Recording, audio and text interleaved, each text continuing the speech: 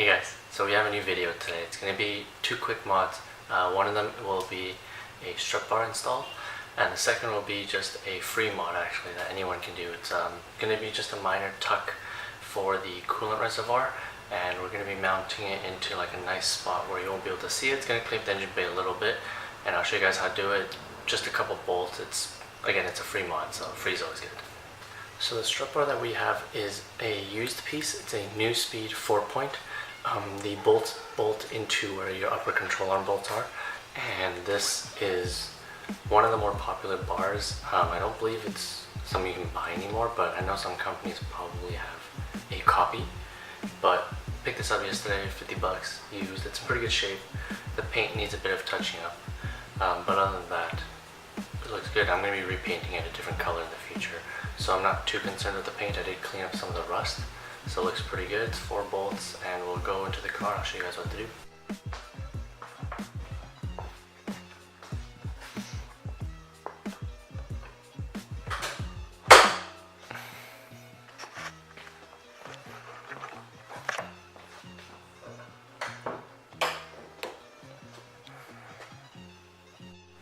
So within the engine bay, the 4 bolts we need to loosen will be here, and there's going to be one right behind it there, and then on the other side the same thing. These ones are a little easier to reach. It's right there and right there.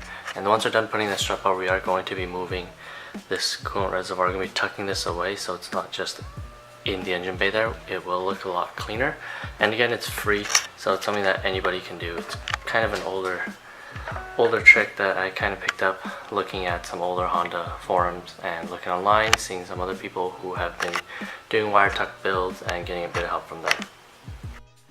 Alright, so to do the bar, you just need a 17mm wrench or an impact, whichever one you have, and then it's 4 bolts on the strut towers of the upper camber arms or upper control arms attached to. Undo those, and then you'll be able to put the bar right over the studs and then just bolt it down. In terms of torque, it is the torque spec is 43 pounds for all 4 of those bolts. So it's pretty straightforward. Get started. So as you can see, I have already started. I've placed the bar where it will be getting fitted, and I've moved it around the power steering hose as well as the wiring harness that's in the way. But keep in mind, you may actually need to jack up your car at least one corner at a time. That way, when you undo the upper control arms, if the studs do fall through the holes, you are able to press them back in and then bolt it down. So I have a pry bar holding the control arm up, and then I'm going to jack up this side of the car, place it over, and then I'm going to do the other side. I'm not going to torque anything down yet. I just want the nuts onto the studs, and then we'll go from there.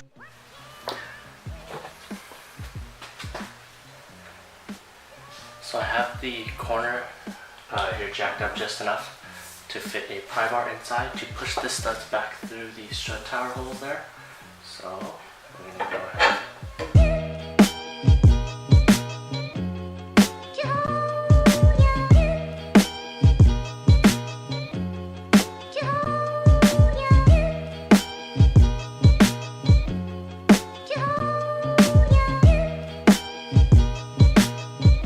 So just to give you guys an idea of what I did have to do, so if you look at the very back, the little joint, the upper control arm has 2 studs that do poke through the strut tower, and just above the tire there, that is the rear one.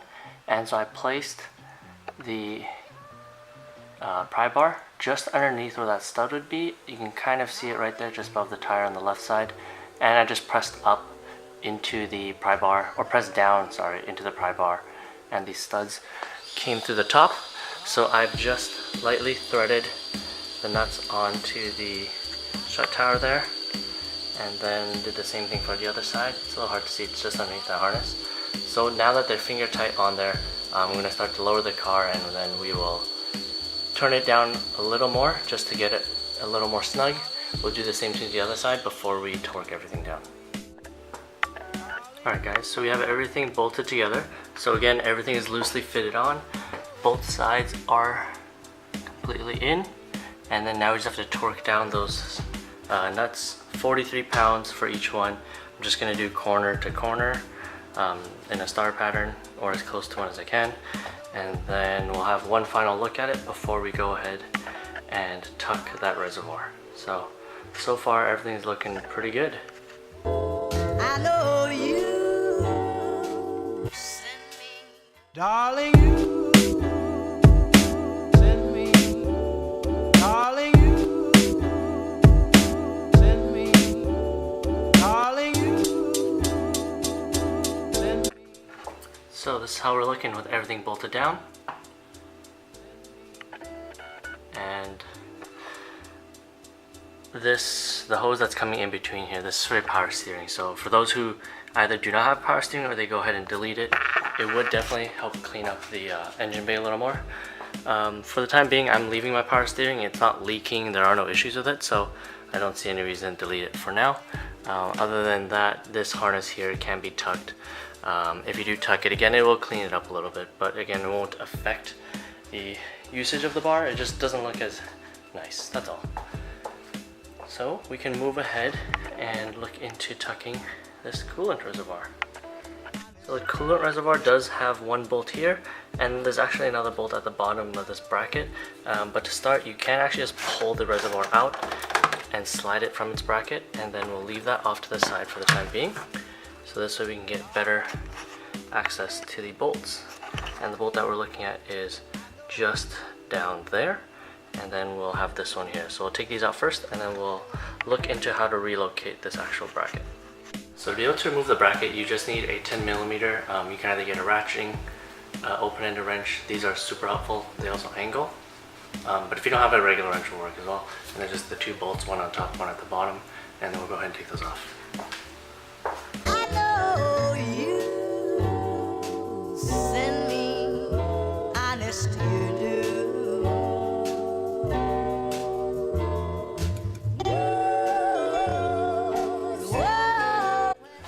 So once you're done, this is the bracket that you did remove, and then we're going to be moving this actually onto the T bracket or the T bar where your rat sport is. There's a couple bolt holes there that we can use to mount this in place, and then we'll be able to slip the reservoir cover right back on.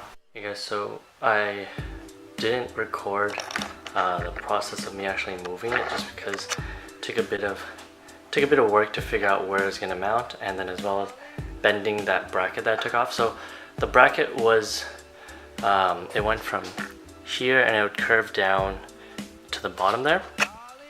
And what I did is I actually found a mounting hole just behind the hood latch here.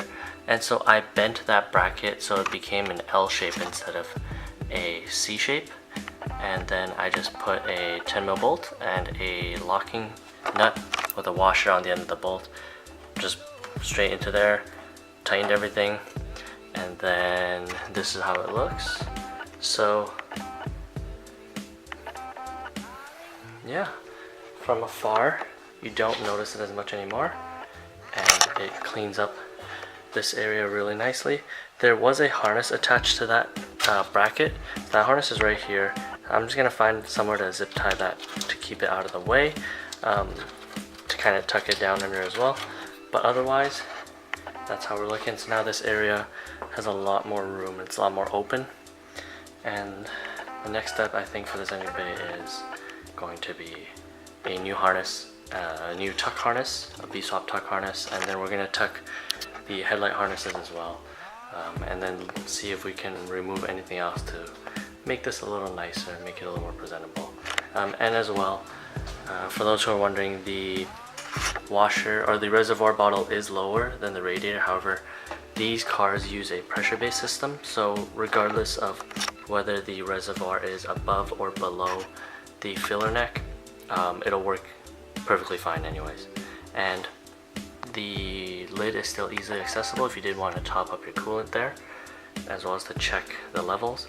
But otherwise, this is the finished product. So if you stuck to the end of the video, thank you so much, that's awesome.